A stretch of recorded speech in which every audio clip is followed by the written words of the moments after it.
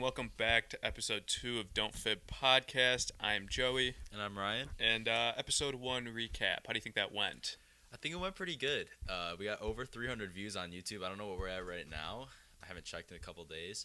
Only issue, we only have 80-something Instagram followers, but over 300 views on YouTube. So if you're not following the Instagram, go do that. Don't Fib Podcast on IG. Yeah, and if you're watching it right now and you haven't already, a thumbs up and a sub on the channel would be much appreciated.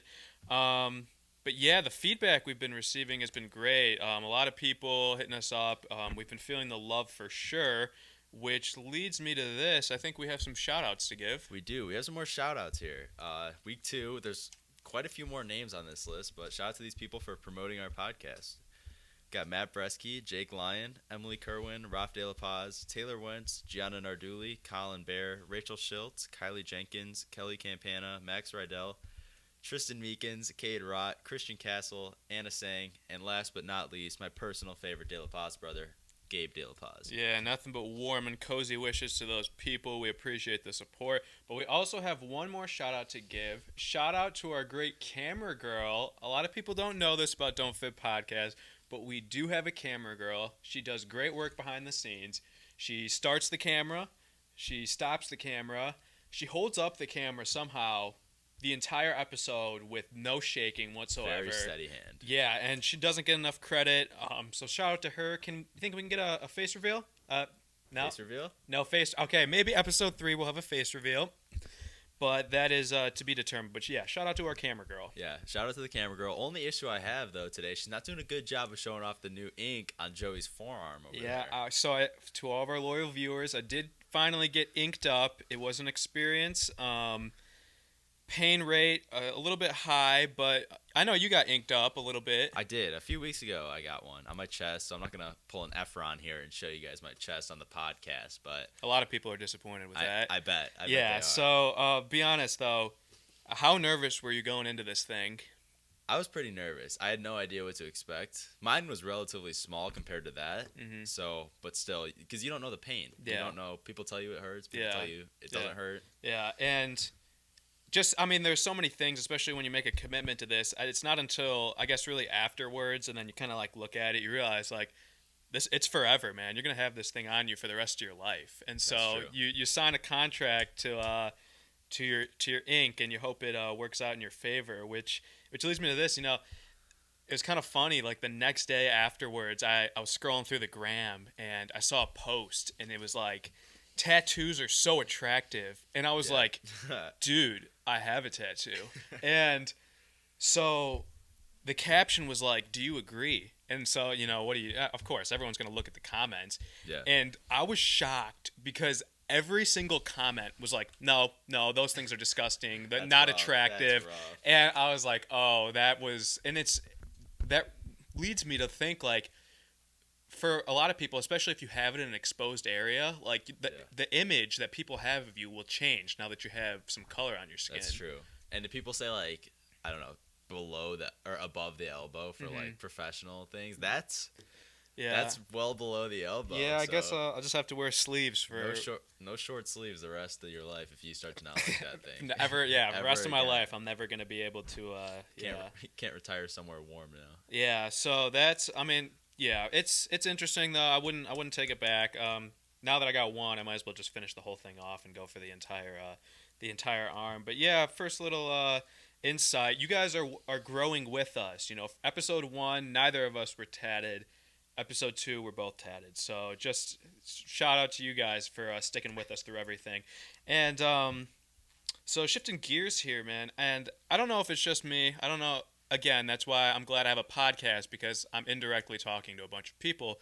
Yeah. But there are a lot of things that I've come to realize in my life personally that I think are just awkward. Like they just spike the That's true. level of anxiety. And one of them being, we're both pretty big gym guys. I would have As you. can tell. Yeah, I would have you flex, but I know you like that shirt. And so I've come to realize, like, every time I'm at the gym, almost every time I go, I make eye contact with someone. That's true. And that moment right there, like especially if you're like looking around and you're the one who I guess initiates the eye contact, or they look around right when you're looking around, and now It's really weird. it looks like you're staring at them. Especially, I don't know. Especially with the masks now, because it's hard to tell who somebody is with a mask on. Mhm. And so like I don't know. I think I know a lot of people. So if I think I know somebody, I'm like trying to get a better look. Like, oh, do I know who that is?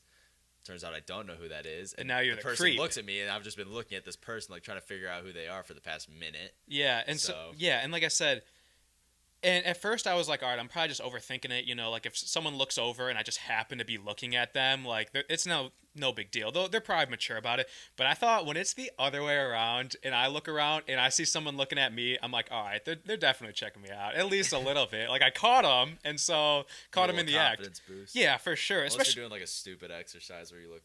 yeah, stupid. yeah. That or you realize like your hat's off centered or something stupid that would get them to look at you. But another thing, man, when it comes to like holding doors open for people, I think that might be like that spikes the anxiety up, because when I'm going and I like start to hold the door open for someone, like in the back of my mind, I have to judge like where they're at before we even get to the door. There's like it's kind of like a yellow light. Oh, like wow, that's good. Okay, that's God, good. Thank you. There's kind of like a point where you're like, all right, you either gotta just do it or you don't, because there's no in between. Yeah. And then people talk about that like little run people do, like a speed walk when like you're a little too far. I feel like for me that I hate when I have to do that, because I'm like I probably look really stupid doing this. Yeah. So I feel like that's like the well-known joke too, like that's little run you do right before someone's holding the door open for you. But and I'll never forget this. Like again, I think this is just me overthinking every situation I've ever been in. But I remember, so it's me and another guy coming in from opposite directions to go to the door, and so I was like, oh, he's kind of far back. Do I hold the door open for him? And so I was like, the second I got to the door, I'm like, nope, I'm not doing it. No matter what, I don't care. Then you feel bad, don't you? Well, I was like, all right, let's see if I made the right decision. I'll count how many steps I've been inside the door for, and see, if it got actually psychotic. If it gets to like That's six, psychotic. if it gets to like 6 steps, then I'll know I'm in the clear, and maybe it would have been a stretch to hold it open for him. And so I just walk in, and I, no lie, don't even get the 3rd step down, and I hear the guy like right behind me. I was like, is this like the Flash or something? Like, how did he get inside so fast? Like, again, he probably just knows I'm an overthinker and wanted to make me feel bad about that. But That's true. yeah, too many situations like that. I'm trying to think of one. I can't remember it though. And didn't I? We were just talking about this like the other day about like an awkward scenario. Didn't I tell you something? Yeah. Oh, what is it? I think it was when we were at the gym. When they go to temp take you. That's what it was. Yes. Okay. Yeah. When people, especially again, I said something about the masks earlier, and now with like COVID, they take your temperature at a lot of places.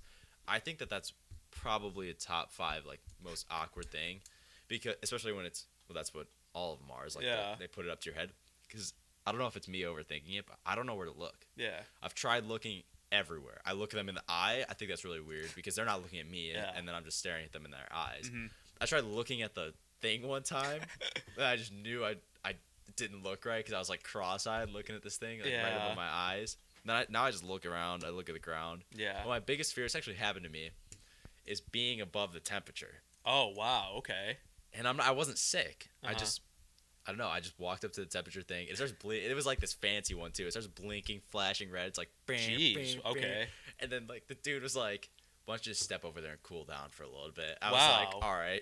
And it was weird. I was just like sweating. I'm like, "Damn, like, am I gonna be able to get in this place?" Yeah, exactly. And especially like you're supposed to calm down. I feel like then you start feeling the heat, especially now that everyone's looking at you. I thought my temperature was gonna rise after that. Yeah. Again, something that's really awkward. That was really awkward. Because there was people there, and I was just standing there like. Yeah, you bring up the temperature checks. I feel like that's like getting a haircut.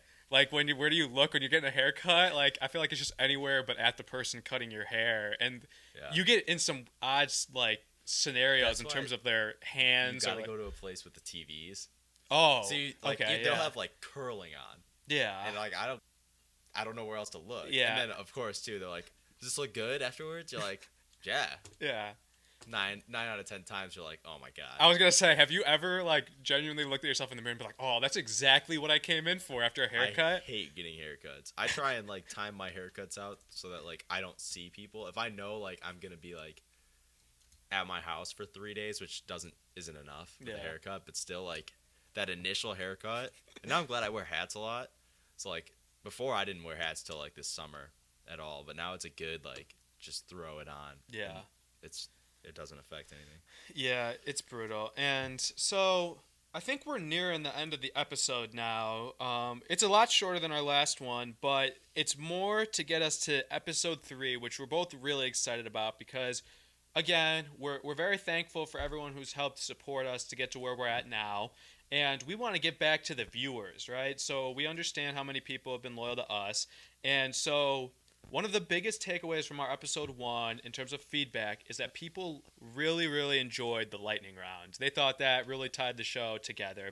And so we wanted to help make our viewers a part of the lightning round. So by the time this episode is posted to YouTube, you should be able to check out Don't Fib Podcast on IG, and there should be a story there waiting for you guys to put in some questions for us to answer on the pod right here during the lightning round in episode 3. I'm excited for it. I can't wait to see what some of these people to see some questions. Yeah, I don't Hopefully care. They're not weird. Yeah, obviously the weird ones might have to get thrown out. Yeah, but again, no matter who you are, what your relationship with us is, please drop a question and hopefully we can get her answered. Yeah, hopefully. That's all I got to say. Yeah, for once today. again, thank you for watching and remember, don't fib.